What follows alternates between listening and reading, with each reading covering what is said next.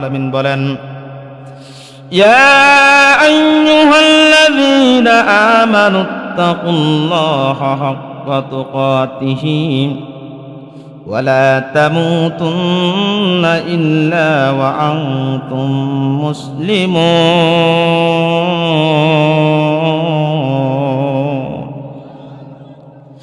আল্লাহ রাব্বুল আলামিন এই আয়াতের ভিতর বলেন, হে দুনিয়ার ইমানদার আল্লাহর গোলাম, আল্লাহ রাব্বুল আলামিনকে ভয় করার মতো তোমরা যদি ভয় করতে পারো, আল্লাহকে যারা ভয় করেছে তারা আল্লাহ রাব্বুল আলামিনকে পেয়ে গেছে, ঠিক কিনা বলেন?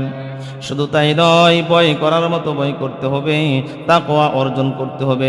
মুসলমান না হয়ে তোমরা অন্ধকার কবরে আইসো না। একবার নয়, দুইবার নয়, বারবার বলে মুসলমান হয়ে তারপরে তুমি অন্ধকার কবরে আসো।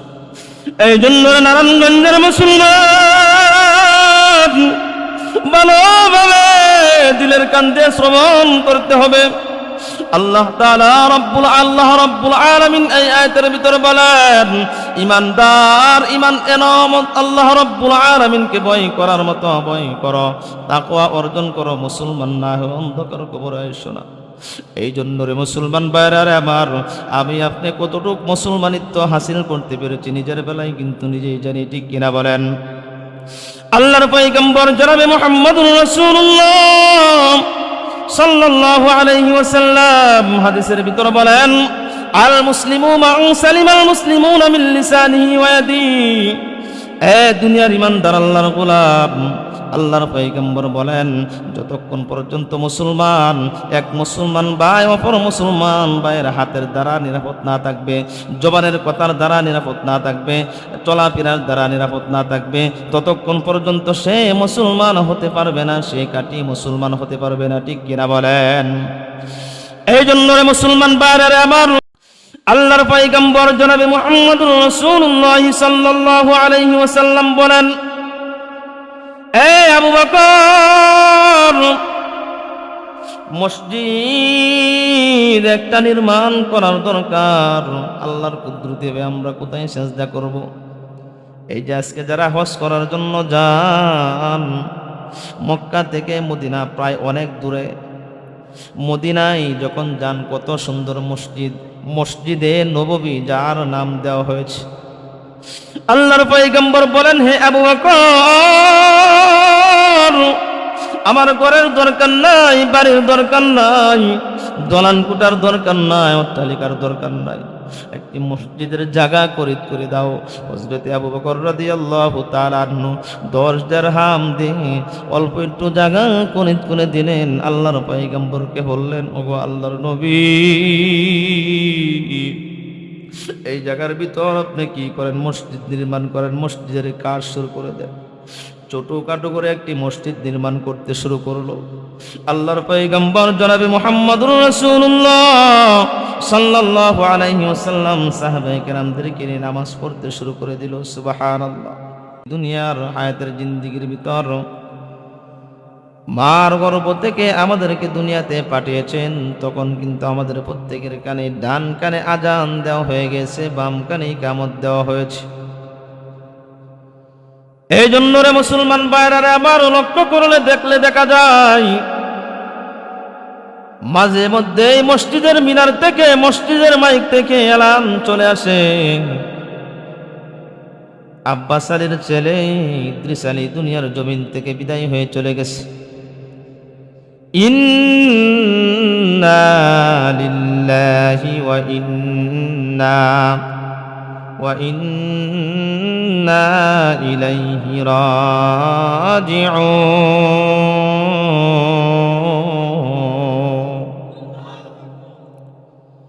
যখন মসজিদের মিনার থেকে এই ঘোষণা আসতে থাকে, এই ঘোষণা আসতে থাকে রে আমার বন্ধু,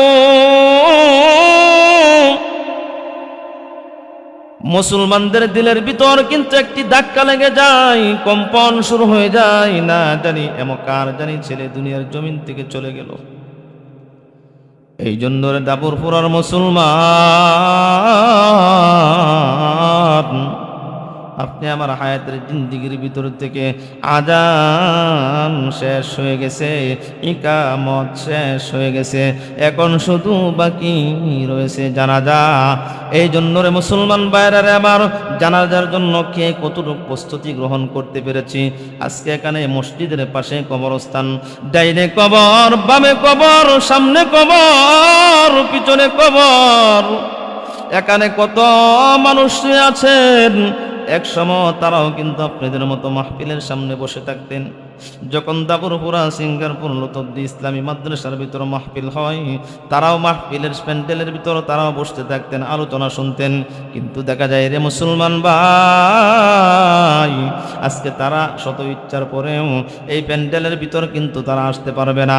এই জন্য যারা জীবিত রয়েছি আমাদের সদা সর্বদাই বোঝা উচিত, আজকের দিনটা হয়তো হতে পারে জীবনের জন্য শেষ সময়। আজকের মাহফিল হতে পারে কারো জীবনের জন্য শেষ। আজকের এই মাহফিল কারো জীবনের জন্য শেষ হতে পারে। এই জন্য রে মুসলমান ইমানদার আল্লাহর গোলাম, যেই দিন চলে যায় হায়াতের জিন্দেগির ভিতর থেকে, এই দিন কিন্তু আর কখনোই পাওয়া যায় না, ঠিক কিনা বলেন? এই জন্য রে মুসলমান ভাইরা আমার, অন্ধকার কবরে আমাদের চলেই যাইতে হবে, চলেই যাইতে হবে। আমার পবিত্র কোরআনুল কারীম থেকে যে আয়াতে কারিমা আমি তিলাওয়াত করেছিলাম, এই আয়াতের ভিতর আল্লাহ রাব্বুল আলামিন বলেন, ইয়া আইয়ুহাল্লাযীনা আমানুত্তাকুল্লাহা হাক্কা তুকাতিহি ولا تموتن إلا وأنتم مسلمون।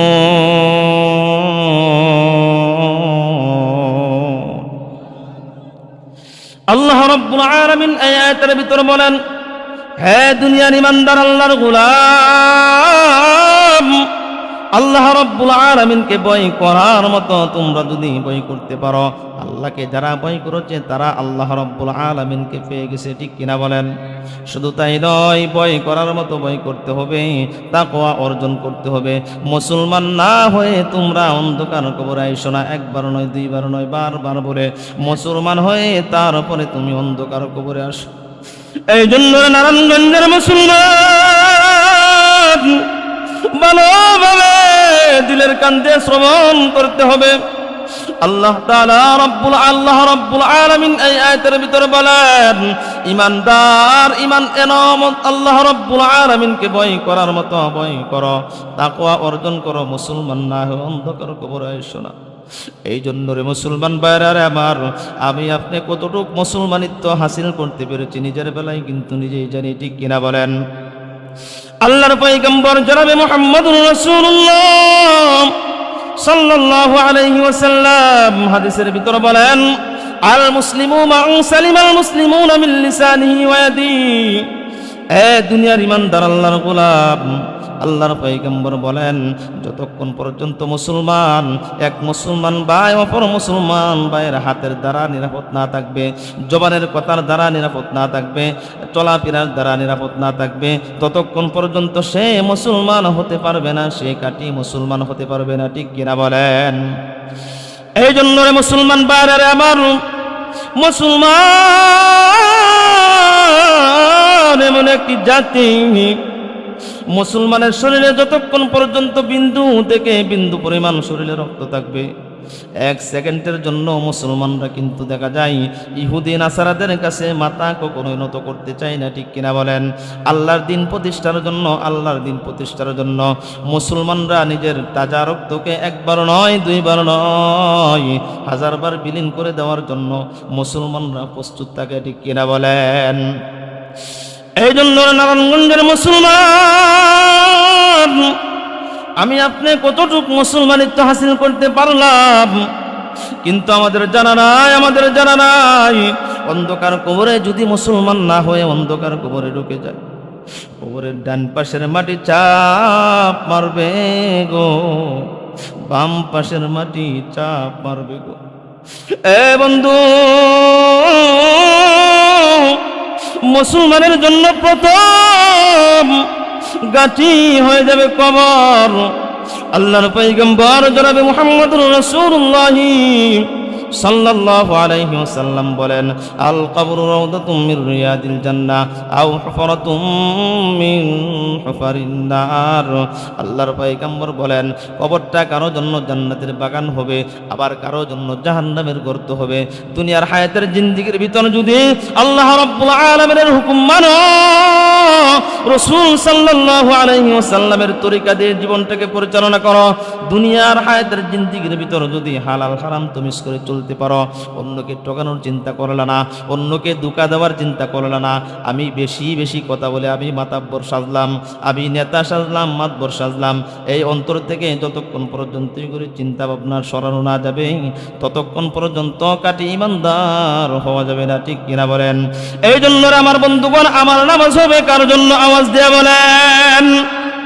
আমার সেজদা হবে আল্লাহর জন্য, আমার নামাজ হবে আল্লাহর জন্য।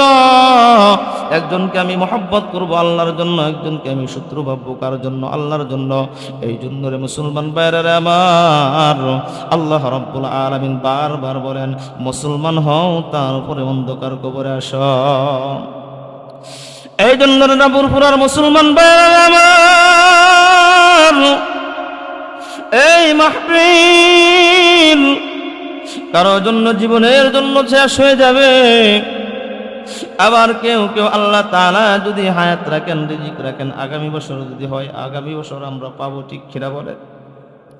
এই জন্য রে মুসলমান ভাইরা আমার, অন্ধকার কবরের চিন্তা করতে হবে সদা সর্বদাই। ঠিক কিনা বলে? আমার দাদা ছিল কোথায়, আজকে আছে। আমার বাবা ছিল, আজকে তারা কোথায়? একদিন আমিও থাকবো না। ঠিক কিনা বলেন? এই জন্য অন্ধকার কবরের জন্য সামানা সয়ের করতে চাইলে আমাদের বেশি বেশি কি করতে হবে জানেন রে মুসলমান? সাহাবায়ে কেরাম আল্লাহর রাসূল সাল্লাল্লাহু আলাইহি ওয়াসাল্লামের জন্য, আল্লাহর দ্বীন প্রতিষ্ঠার জন্য তারা কত রকম মুজাহাদা করেছে, তারা কত চেষ্টা করেছে, নিজের জীবনটাকে বিলীন করে দিয়েছে। ঠিক কিনা বলেন? আমি মাঝে মধ্যে এই আলোচনাটা করে থাকি। আজকে মক্কা কত দামি হয়ে গেছে, মদিনা কত দামি হয়ে গেছে। দামি কিন্তু এমনি হয় নাই। ঠিক কিনা বলেন?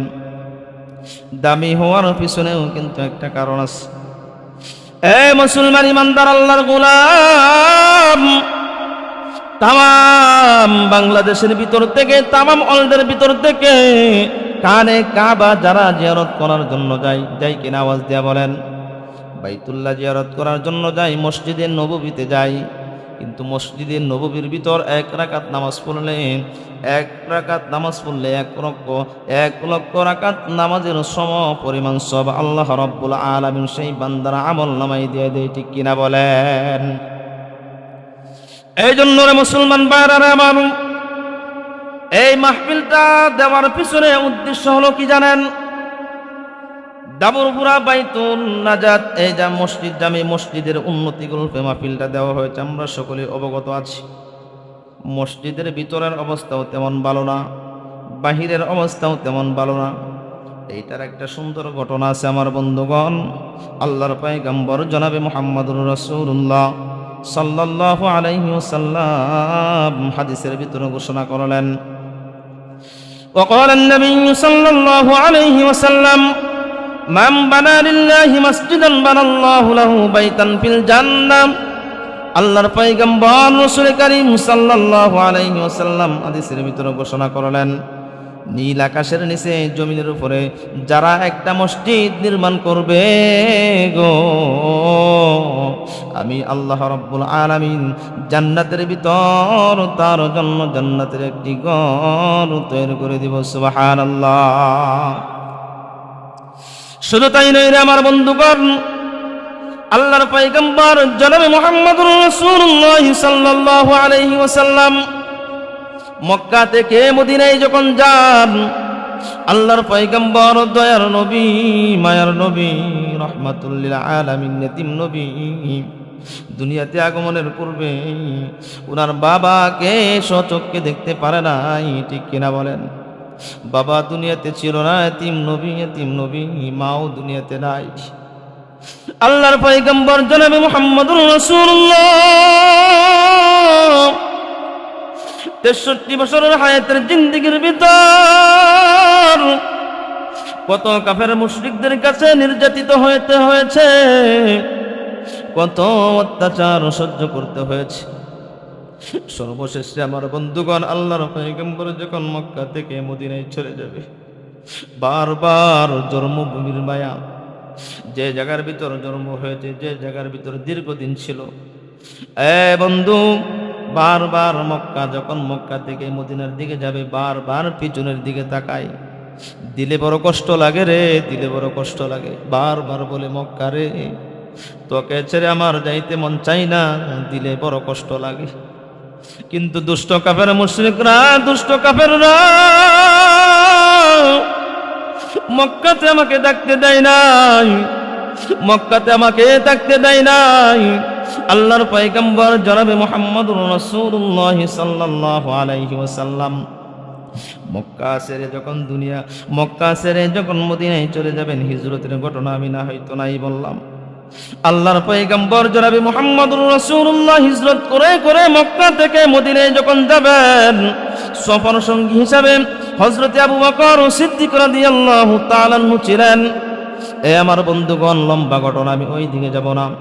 যখন মক্কা থেকে মদিনায় যাই রে আমার বন্ধুগণ, মদিনায় যাওয়ার পর আল্লাহর পয়গম্বরের টাকার কোনো জায়গা নাই, টাকার কোনো জায়গা নাই। কিন্তু আল্লাহ তাআলা বলেন জিবরাইল আলাইহিস সালাতু ওয়াস সালামকে, জিবরাইল, আমার বন্ধুকে গিয়ে বলো, আমার বন্ধু কি দুনিয়া চাই না পরকাল চাই, কি চাই একটু গিয়া বলো। আমার বন্ধু যদি চাই উহুদ পাহাড়টাকে আমি সোনা দে, রূপা দে, আমার বন্ধুর জন্য আমি ভরপুর করে দিব। আল্লাহর পয়গম্বর জনাবে মুহাম্মদুর রাসূলুল্লাহ সাল্লাল্লাহু আলাইহি ওয়াসাল্লাম বলেন, আবু বকর, মসজিদ একটা নির্মাণ করার দরকার। আল্লাহর কুদরতে আমরা কোথায় সিজদা করব? এই যে আজকে যারা হজ করার জন্য যান, মক্কা থেকে মদিনা প্রায় অনেক দূরে। মদিনায় যখন যান, কত সুন্দর মসজিদ, মসজিদে নববী, যার নাম দেওয়া হয়েছে। আল্লাহর পয়গম্বর বলেন, হে আবু বকর, আমার ঘরের দরকার নাই, বাড়ির দরকার নাই, দলান কুটার দরকার নাই, অট্টালিকার দরকার নাই, একটি মসজিদের জায়গা করে দাও। হযরত আবু বকর রাদিয়াল্লাহু তাআলা আনহু 10 দিরহাম দিয়ে অল্প একটু জায়গা করে দিলেন। আল্লাহর পয়গম্বরকে বললেন, ওগো আল্লাহর নবী, এই জায়গার ভিতর আপনি কি করেন? মসজিদ নির্মাণ করেন, মসজিদের কাজ শুরু করে দেন। ছোটখাটো করে একটি মসজিদ নির্মাণ করতে শুরু করলো। আল্লাহর পয়গম্বর জনাবে মুহাম্মদুর রাসূলুল্লাহ সাল্লাল্লাহু আলাইহি ওয়াসাল্লাম সাহাবায়ে কেরামদেরকে নিয়ে নামাজ পড়তে শুরু করে দিল। সুবহানাল্লাহ। কিন্তু দেখা যায় রে আমার বন্ধুগণ, কিছুদিন যাইতে না যাইতে এই যে আজকে দামুরপুরা বাইতুন নাজাত জামে মসজিদ ছোট আকারে তারা নির্মাণ করেছে। কিছুদিন যাইতে না যাইতে কিন্তু শুধু মসজিদ আর কাজে আসবে না, মুসল্লির সংখ্যা বেড়ে যাবে, সন্তানাদি বেড়ে যাবে, মুসল্লির সংখ্যা বেড়ে যাবে, ঠিক কিনা বলেন? তখন কিন্তু নির্মাণ করার প্রয়োজন থাকবে, ঠিক কিনা বলেন? বড় করার প্রয়োজন হবে। আল্লাহর পয়গম্বর জনাবে মুহাম্মদুর রাসূলুল্লাহ সাল্লাল্লাহু আলাইহি ওয়াসাল্লাম মসজিদে নববীর ভিতর একটা এলান দিয়ে দিলেন, ঘোষণা দিয়ে দিলেন, এই মদিনার ভিতর এমন কি আসরে, এই মদিনার ভিতর এমন কি আসরে যে মসজিদের জন্য একটু জায়গা করে দিবে, মসজিদের জন্য একটু জায়গা ব্যবস্থা করে দিবে। আল্লাহর পয়গম্বর বলেন, মান বানা লিল্লাহি মাসজিদান বানাল্লাহু লাহু বাইতান ফিল জান্নাহ। আল্লাহর পয়গম্বর বলেন, মসজিদের জন্য যে অল্প একটু জায়গা নির্ধারণ করে দিবে, আল্লাহ তাআলা তাকে জান্নাতে একটি জান্নাতের ঘর বানায় দিবেন। ঘটনাক্রমে এই আলোচনা সবার ভিতর আল্লাহর পয়গম্বরের সাহাবায়ে কেরাম প্রত্যেকে ছিলেন। ঘটনাক্রমে এই আলোচনা সবার ভিতর হযরত উসমান গনি রাদিয়াল্লাহু তাআলা আনহু ছিলেন না। আমার বন্ধুগণ, এক লোককে বলল, জায়গাটুকু মসজিদের জন্য তুমি করে দাও, না হয় টাকার বিনিময়ে দিয়ে দাও। এমন অবস্থা না টাকার বিনিময়েও দিতে চাই না, এমনিও করতে চাই না। হযরতে উসমান রাদিয়াল্লাহু তাআলা আনহু যখন শুনতে পারলেন আল্লাহর পয়গম্বর মসজিদের ভিতর থেকে ঘোষণা দিয়েছে যে একটি মসজিদের জায়গা নির্মাণ করবে, আল্লাহ তাআলা তাকে জান্নাতে একটি ঘর বানায়া দিবে। সুবহানাল্লাহ। হযরতে আবু বকর সিদ্দিক, হযরতে উসমান রাদিয়াল্লাহু তাআলা আনহু যখন এই কথা শুনতে পারলেন, শোনার পর সফর শেষ করার পর হযরত উসমান গনি রাদিয়াল্লাহু তাআলা আনহু সঙ্গে সঙ্গে এই মুসলমানের বাড়িতে গেলেন। গিয়া বলতেছেন, বাইরে আল্লাহর রাসূল সাল্লাল্লাহু আলাইহি ওয়াসাল্লাম ঘোষণা করেছেন মসজিদের সামনে নাকি তোমার জায়গাটুকু আছে, জায়গাটুকু তুমি দিয়ে দাও আল্লাহর ঘরের জন্য। এই লোক সুযোগ পেয়ে গেছে, আজকে তো জায়গা করে না করে এখান থেকে যাবে না। কি করবে না? জায়গা করে না করে এখান থেকে যাবে না। জায়গার দাম 10 গুণ, এই জায়গার ভিতর 100 গুণ দাম বাড়ায়া দিছে। হযরত উসমান রাদিয়াল্লাহু তাআলা আনহু চিন্তা করলেন, আল্লাহর পয়গম্বর যেহেতু মসজিদের নববীর ভিতর ঘোষণা দিয়েছে দুনিয়ার হায়াতের জিন্দেগির ভিতর যে মসজিদের জায়গাটুকু দিবে, আল্লাহ তাআলা এটার বিনিময়ে তাকে জান্নাতের ভিতরে একটি ঘর বানায়া দিবে। সুবহানাল্লাহ। যত টাকাই লাগুক না কেন, আমার জীবনের চাইতে যৌবনের চাইতে আল্লাহ এবং আল্লাহর রাসূলকে সব চাইতে বেশি ভালোবাসি।